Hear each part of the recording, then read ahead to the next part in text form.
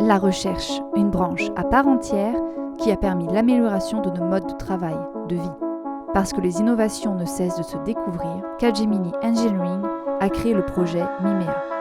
Matériaux intelligents appliqués au médical, à l'énergie et à l'aéronautique. Mimea possède une équipe de 20 personnes dédiées à la recherche. L'un des problèmes auxquels nous sommes tous confrontés est la fiabilité des composants, leur solidité présente et future. Un enjeu majeur pour l'aéronautique et tous les secteurs. Il faut détecter les endommagements internes afin de garantir sécurité, économie et fiabilité. Différentes techniques d'inspection existent de nos jours, mais elles présentent certains désavantages comme des difficultés de mise en œuvre, des données parfois inexploitables et des problèmes de répétabilité des mesures. Cela entraîne pour chacun une perte de temps, une perte de fiabilité. La mise en œuvre de contrôle non destructif, CND, sur avion est longue, fastidieuse et coûteuse. Il y a une grande surface d'inspection, les inspections et détections sont séparées et le facteur humain est imprécis. Le projet Mimea, conscient de ses lacunes, a entrepris l'étude de solutions automatisées permettant d'augmenter la répétabilité de ces procédures d'inspection et augmenter leur fiabilité. Pour ce faire, un choix a été porté vers le couplage entre des solutions utilisant des robots, comme des drones, et des méthodes d'inspection de matériaux, comme des méthodes de thermographie infrarouge, utilisant donc le rayonnement thermique des matériaux et le collectant par l'utilisation de caméras thermiques. Ainsi, l'étude qui est réalisée dans le cadre du projet Mimea est tout d'abord une étude conceptuelle.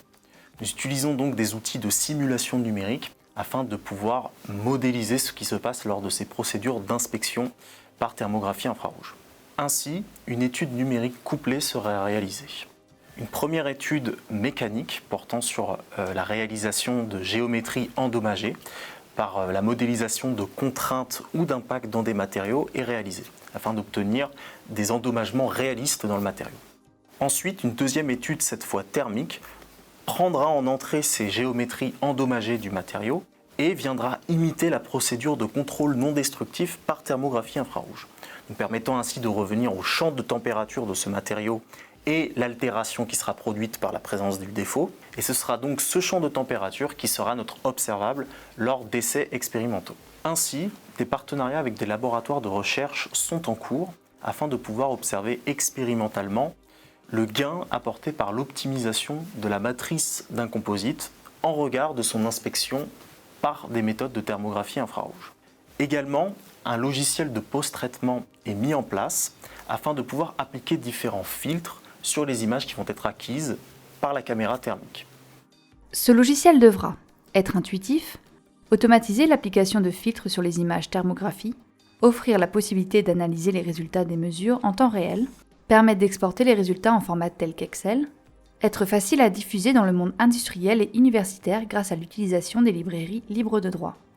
Également, l'amélioration de ces méthodes d'inspection par thermographie infrarouge sont en cours d'amélioration afin de pouvoir inspecter des défauts toujours plus fins et toujours plus petits. Ces différentes méthodes de détection, fortes d'une expertise interne et d'une vaste littérature scientifique, seront ici couplées donc à des solutions robotisées comme l'utilisation de drones, qui sont des pistes de recherche qui connaissent une utilisation croissante dans l'industrie aéronautique. Ainsi, ce couplage entre ces deux technologies permettra une cartographie rapide et fiable du fuselage d'un avion et la détection de fissures internes dans les matériaux constituant ce fuselage par des méthodes non destructives et automatisées. Ce sujet vous intéresse et vous souhaitez en savoir plus ? N'hésitez pas à nous contacter.